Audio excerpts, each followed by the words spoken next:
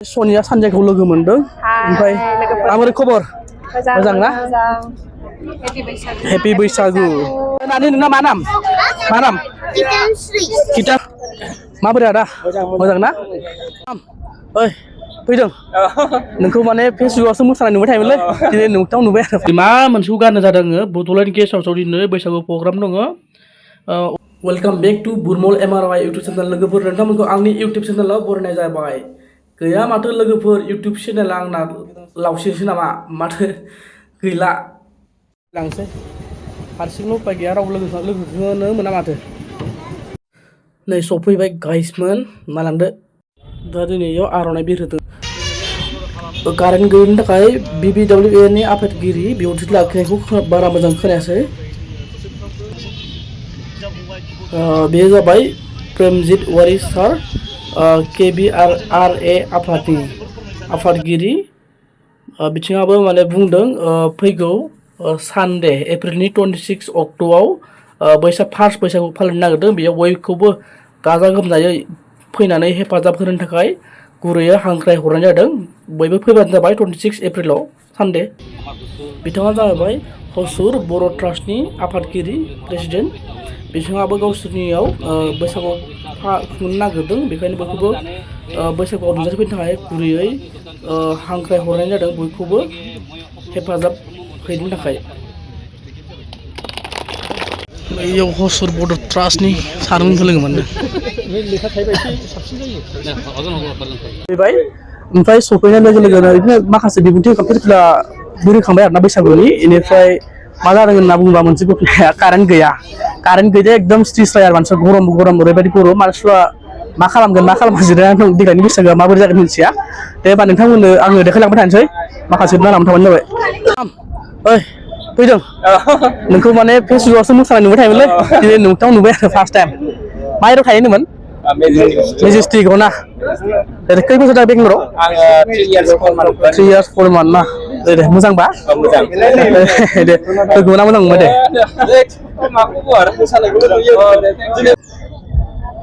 दे current गैया सबबो स्ट्रिस्रा जिरायना दङ ओरैजाय सासे लोगो मोनबाय नै बिगासि आदा माबोरै आदा मोजां ना खैथायाव सफैनाय आङो फार्स्टआव ना साबैसे फैदों सनिया सानदिया फैदो आरोना ओमफ्राय सारा फैयाखै लामायावसो मोसागोन दा दाहाय मोसागोन नामा सिंगल ना ग्रुप सिंगल डान्स ना ग्रुप डान्स दे जरा मोसागोन नामा ओरैनो एसे माबानोसै दे मोसादो जायो बैसागोनि नामाव सनिया सानजाखौ लोगो मोनदों ओमफ्राय माबोरै खबर मोजां ना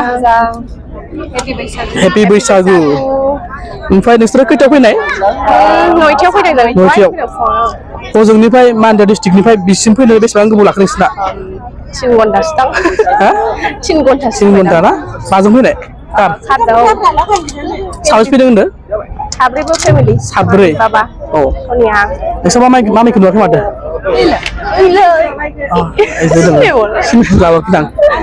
ओमफ्राय मोजां ना खबरफोरा ओमफ्राय दा नोंसोरो मा थांखि लाना फैदों लाबोदों बैसागुआव मोसानो फैदों ना नोंसोरखौथ' बिराद फेसबुकआव नुबाय थायो मिलियन भिउस थांनाय आरोना नुबाय आं लोगो मोननाया मोनबाय खनथाम जाबाय आंखौ सिनायदों सिनायाखै सिनायदों ना आगोलाव लोगो मोनखांखाबाय दे होनबा ना दाहाय मोसादो दाहाय मानसै दे थेंक इउ नानि नोंना मा नाम गिताश्री मा लिरो फुल नेम गिताश्री बसुमतारी नामा दा सियार सेलायना गेलेबाय गेमा जेनबाय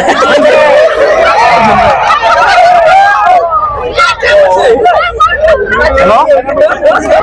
सनिया सानदिया मोनाबो नै सियार सेलायनायखौ गेलेदों फायदो लोगोफोर बेंगालरनि सियार सेलायनाय बड'लेण्ड गेस्ट हाउस नै नायनानै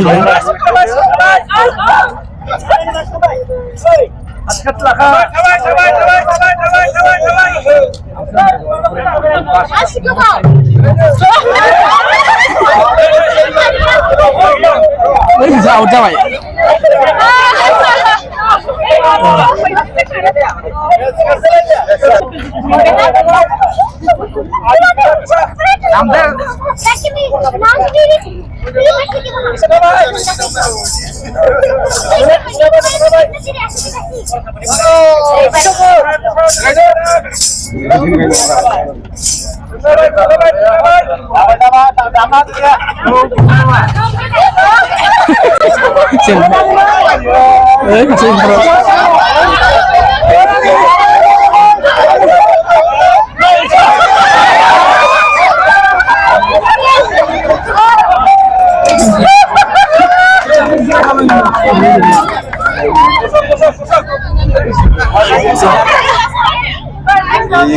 Makasih Rin.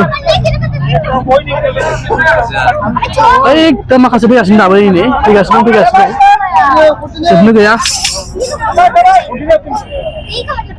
Sabri loh sih. Center sian. Seru ungkam sabri yo. Sos ma aula keren dia nak di bendang. Sos ma aula ya.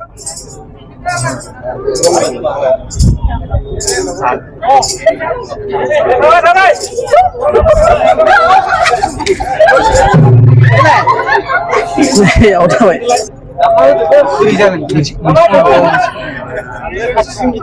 Langsung bersakan deh.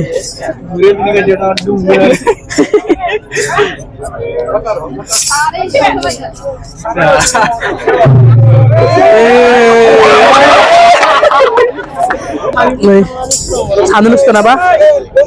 Aku betul sos makan yang jaringan balik bedang, sos makan ya, iya. Beda mak.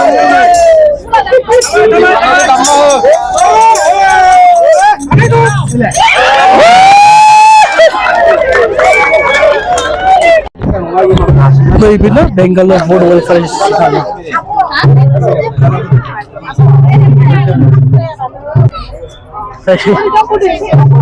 Mana nak mana tim Zoti Dhemaji babumoन लोगो मोनदो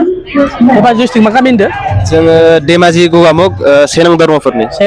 ना साबै दं नोंसोर बेंगलराव जों बेंगलराव साथाम दं साथाम आच्छा खै बोसोर जाखो जों दा 1.5 बोसोर जाबाय आरो बेंगलराव ओमफ्राय खामानिफोरा माबायदि बेंगलराव फैनानै मावनो खामानियाथ' थिगानो दरमाफोरा खिलिमिलि गैया ना दरमाफोरा खिलिमिलि गैया जों दा मावनाय कम्पानियाव आरो थिगानो बारु दा ओमफ्राय गामियाव थांथ'वा गामियाव आं माबायाव थांनो सानदों दा अक्ट'बराव ना फुजा सिजनाव दिनै ओमफ्राय नोंसोरो बेंगलराव बैसागु जानो फैदो आरोखि बैसागु जानो फैदो बेंगलराव माबायदि मोनदों गोसोखौ मोजां मोनदों दिनै मोजां मोनदों आरो ना बेबायदि बर' सुबुंफोरखौ नुनानै दिनै माने 1 बोसोरनि उनाव बर' सुबुंफोरखौ नुनानै जोबोद गोजोननाय मोनदों गोसोखौ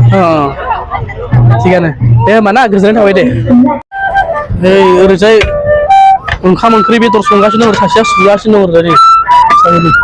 आं सार मोनथ'वाखैना दाबो कारेन्ट गैयिनि पावार गैया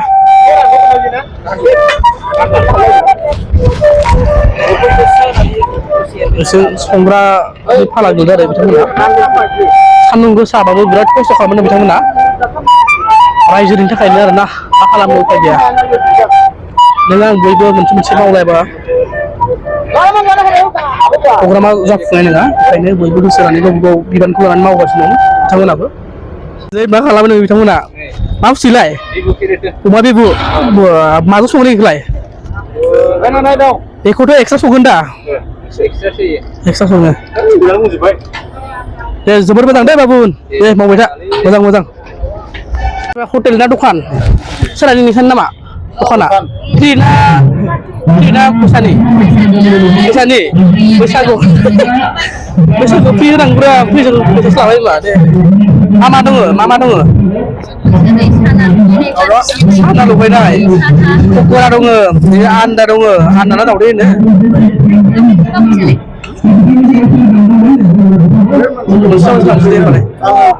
साहा गैया नामा साहा लाबोदो साहा खाब्रै जों आं बायनोसै दे फार्स्ट टाइम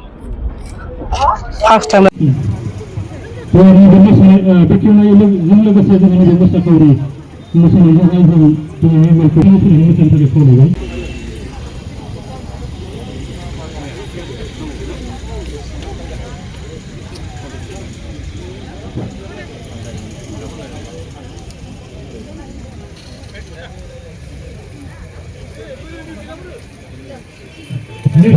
हेपि बैसागु बयनिसिमबो मोजां मोजां मोसादोंमोन आब' बाजैमोना नाथाय मिउट खालामनो गोनां जाबाय सरि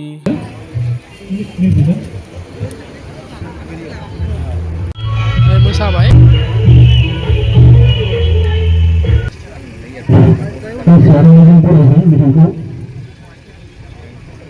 Jogan Masari, Tinggal Berdua Bersama Kami, apa gini, bersama खुलुमनायखौ बावहरग्रोनाय जाबाय जोंनि बे दथि बैसागु फोरबो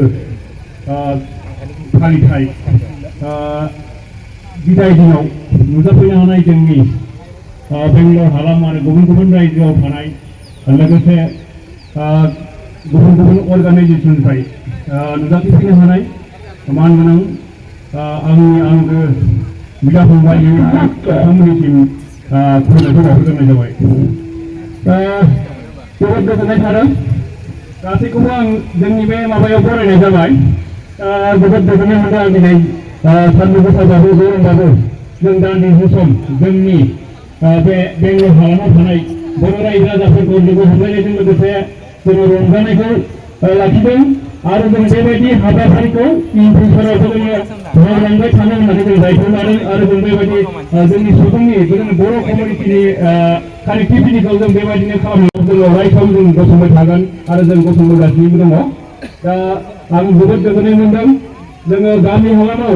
जों थांनो गोसो जायो थांनो हाया रायजोफोर टिकेटनि फ्लाइटआ बेसे दाम दा 15,000नि गोजौआव अब्ला जोंनि बेथना सोरनाबा 10,000 दानाव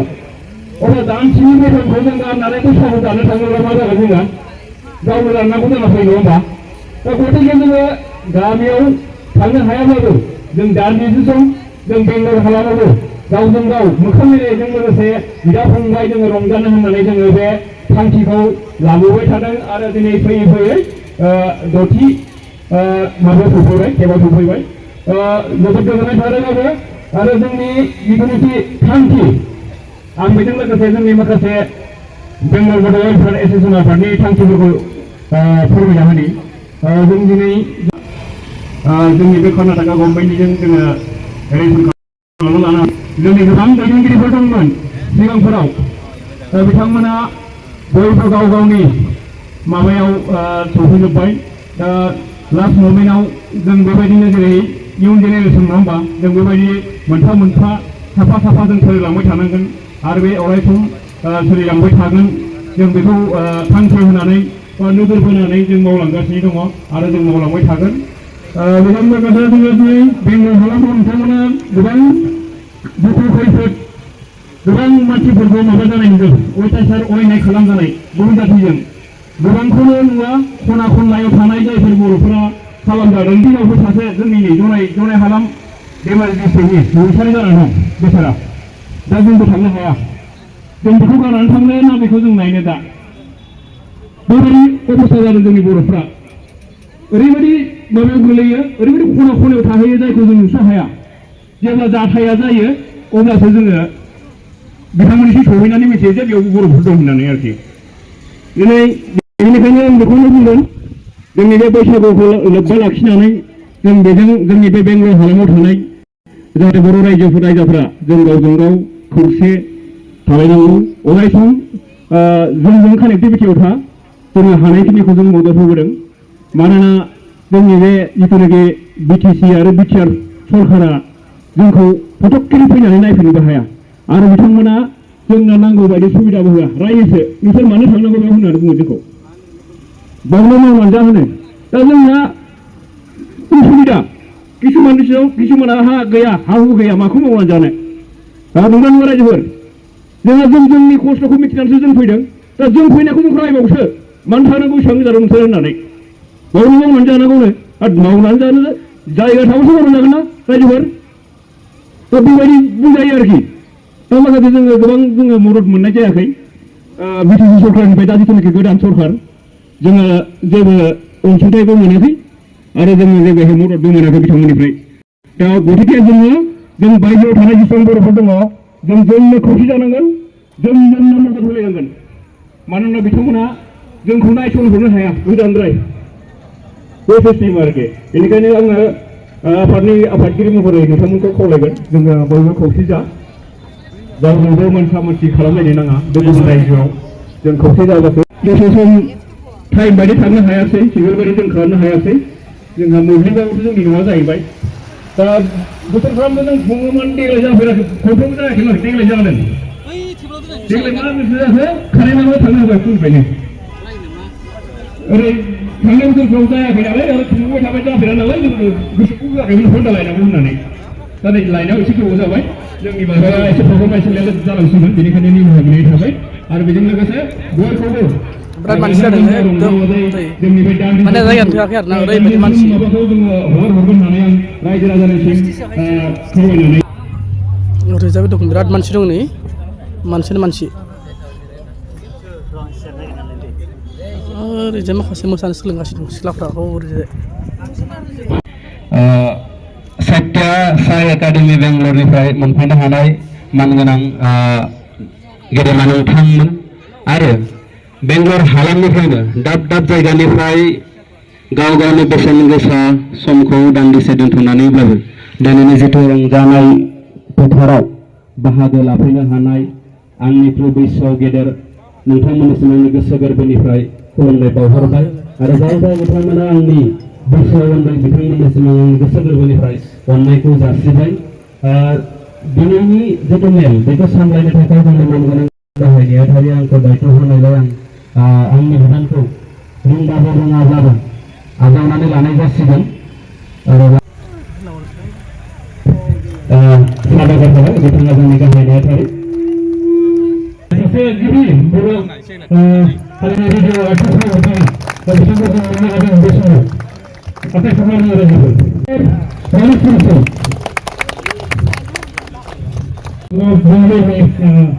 सावरायगिरि बिथांजों लोगोसे गासैखौबो जौस्राङाव फैनानै बेयावनो थानो बयखौबो साबेसेबो दं सारमोनखौहाय गसंनानै बिबुंथि सिनायथि लानो थाखाय खावलायदों आरो बयखौबो गांसे गांसे आर'नाइ होनायनि थाखाय खावलायदों बिथांमोना बर' गौथुम थियाटार बेंगलर बिथांनि बर' जौस्राङाव फैनानै सिनायथि लानो थाखाय खावलायदों आरो गांफा गांफा आर'नाइजों बरायनो थाखाय खावलायदों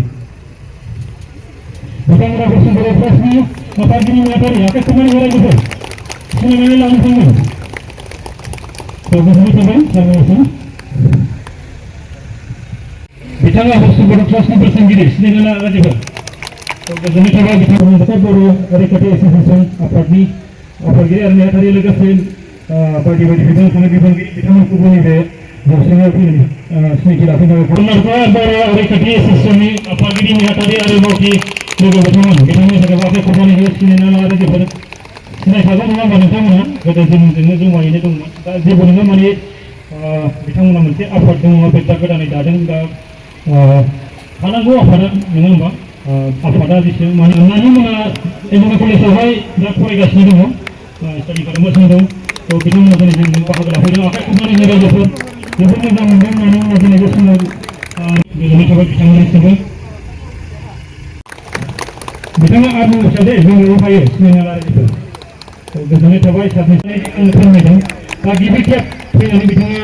जोबोद मोजां मोनदों होननानै फोरमायदों माने फुंबिला बिथाङा फैफेरामोन दा दिनै बिथाङा लोगो लाफैदों गोजोननाय थाबाय सारनिसिमबो बिथाङा सिकिउरिटिनि फिल्ड अफिसार थ' बिथाङाबो गिबि खेब जों बाहागो लाफैदों बिथाङा इउएसएआव खामानि मावो थ' बिथाङाबो गांसे आर'नाइजों बुंनाय जायाखै आं इउएसएआव खामानि मावा बेंगालरावनो मावो एर'स्पेस इन्जिनियार सरि आं माने ब्रेकेटआव इउएसए लिरनाय माने सरि बिथाङा गावनि वार्कशपआव खामानि मावनो बुंनो हागोन थ' गोजोननाय थाबाय सारनिसिमबो बे समाव जों गोजोननाय आखाइ खबनानै रायजोफोर बिथाङा बैसागु ट्रास्टनि प्रेसिडेन्ट बाहागो लाफैबाय थायो जोंखौ थुलुंगा होफैयो बिनि थाखाय जोबोद गाहाम नाङो आरो गोजोननाय थाबाय सारनिसिम आखाइ खबनानै रायजोफोर बेबायदि दङ बिथाङा बेंक मेनेजार गोजोननाय थाबाय सारनिसिम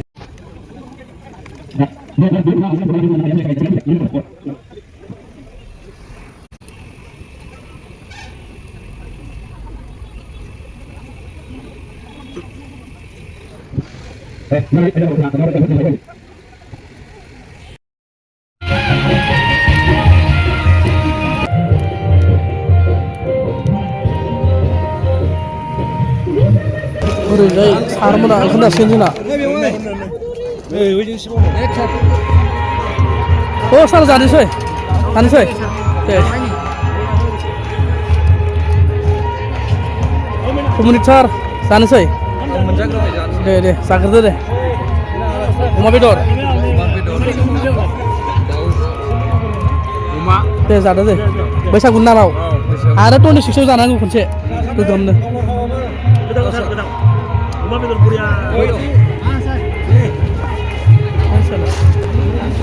नै नानिमोन आरो बुहुद माखासे नानिमोन फरायनाय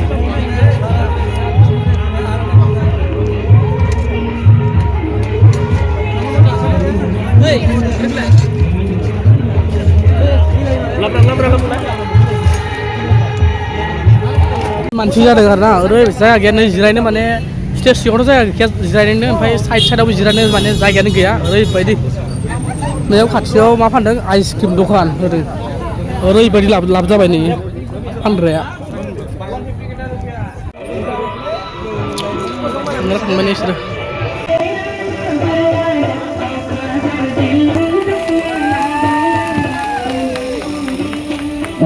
बर' रैखाथि एस'सियेसननिफ्राय सारखौ फंनैसो बुंनो थाखाय गुरै खावलायबाय खुलुमबाय दिनैनि बे बेंगलर बर' वेलफेयार एस'सियेसननि 10थि बैसागु खुंनायाव बैसागु बिदाय होनजाबाय बिदायबो नङा माने गेजेरखौनो जाहैबाय जाय नुजाफैनो हानाय जोंनिनो मानगोनां आलासि डिजिबो सार आरो गोबां आलासि दङ आरो जोंना बिबिसिबिनि जुना सान आरो गोबां दङ आं नामफोरखौ मिथिजोबला आरो नै सिएमपिके जोंना मिसिं एस'सिएसननि चारमान प्रेसिडेन्ट सेक्रेटारि गासैबो फैदों दा बिथांमोननिसिमबो आंनि गोसो गोरबोनिफ्राय रोजा रोजा हामलायथिखौ जासिनाय थाबाय हेपि बैसागु मैं बेंगलोर बड़ो वेलफेयर ऑर्डर आवर पर काम कर रहा इतना मैं माने मोर एसोसिएशन नाम तो हल इतना कर्नाटक बड़ो रैखाथि एसोसिएशन मोर नाम प्रेमजित औवारी इतना मैं हेतुई जनायखौ माने इतना एसोसिएशन माने इमान आगते ओंखाम दानोसै दानाबा जाग्रा जाबाय दं आंबो जाग्रोनोसै दाबो जेबो जायाखै आरोना ओरैबायदि मानसि बिराद मानसि दङ होमबाबो आं एसे जाग्रोनोसै माने ओरैबायदि मानसि दङ दाबो आं जाग्रोनोसै माने उखैबाय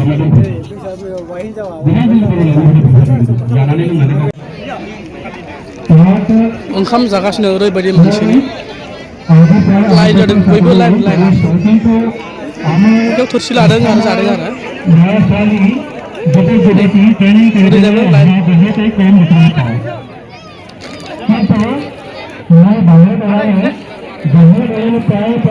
माखासेफ्रा थांगासिनो दं हनै जाखांदों आरो थांदों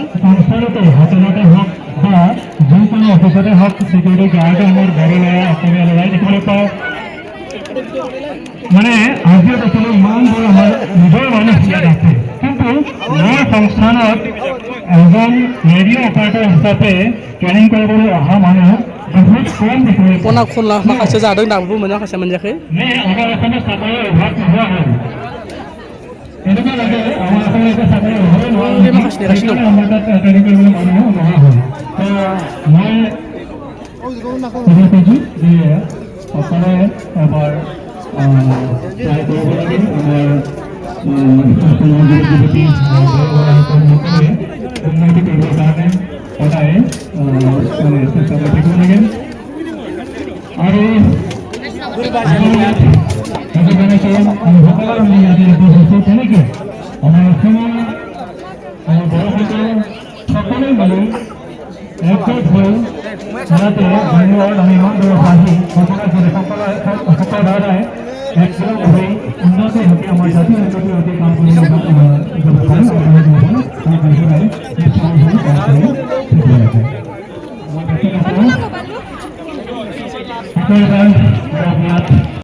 ডাঙৰীয়া আছে ইমান মানে ভাল লাগিছে প্ৰত্যেকটো মানে মিটিঙত মই এটাই চাওঁ মানুহবিলাক সিফালে যায় কিন্তু আপোনালোকে ইমান মানে ডিচিপ্লিনত যে আছে মানে আপোনালোকে শুনি আছে সেইটো মই বহুত thank you so' much all of you first of all respected to the president and secretary BW Daily Welfare and Association and my senior and my colleague. Thank you so much. After we keep on মানে কি এনেকুৱা এটা situation আহি আছে কি মোৰ যিটো মানে চিনিয়ৰবিলাকে সম্পূৰ্ণ এতিয়া আহি মানে কি এক্সটেণ্ড কৰিবলৈ একো নাই আৰু অলৰেডিটো মোৰ চিনিয়ৰ বা একেটাতে কৈ দিলে চ' মই একটাই ক'ম কি সদায় আপোনালোকে ষ্টেজত যিবিলাকে আহে ইহঁতৰ কাৰণে ক্লেপ কৰে নহয় আজি মই আপোনালোকৰ কাৰণে ক্লেপ কৰিম আৰু মই সকলোকে মানে ৰিকুৱেষ্ট কৰিছোঁ কি অডিয়েঞ্চৰ কাৰণে চবে একটা ক্লেপ কৰে ইমান মানে ভালকে মিটিং শুনি আছে অ'কে কাৰণে কোনোবাই আৰু এটা মই কওঁ হেপী বৈশাখী ইনকাম যাতে সকলোৱে ভাত চাত খালে সকলোৱে খালেনে ইনকাম খালে okay okay sir thank you so much thank you sir बहुत बहुत धन्यवाद থাকিল मैं मानु नारा गरा गांखौ जों आलासि मा दं इयाव मा इसेबां दावराव जाखोलाय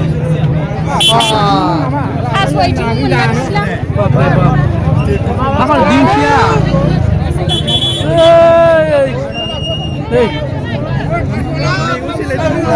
दिंखिया नायनि र' नायनि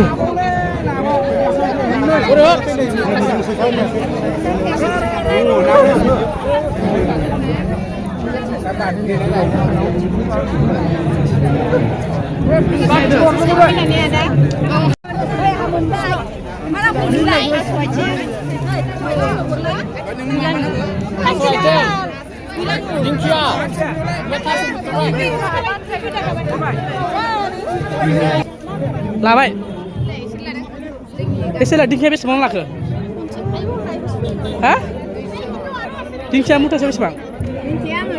50 खोमा ना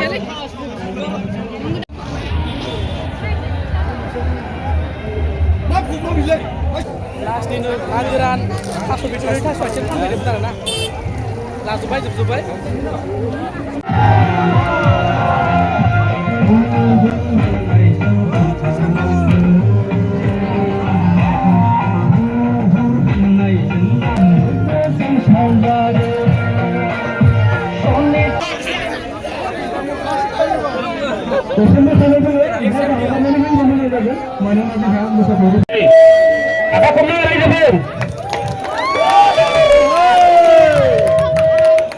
Register second prize,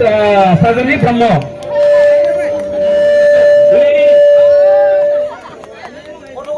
Are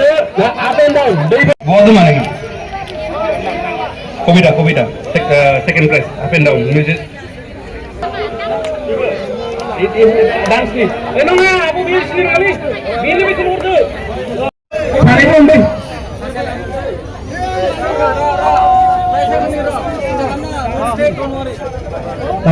Durga आखा करना वो डांस लिए लोगोफोर जाय जाय आंनि भिडिअखौ लास्टसिम नायबाय बिथांमोननिसिम आंनि गोसो गोरबोनिफ्राय थेंक इउ सो माच हेपि बैसागु लोगोफोर नानिमोना मोसादोंमोन आरोना गोबां मोसादोंमोन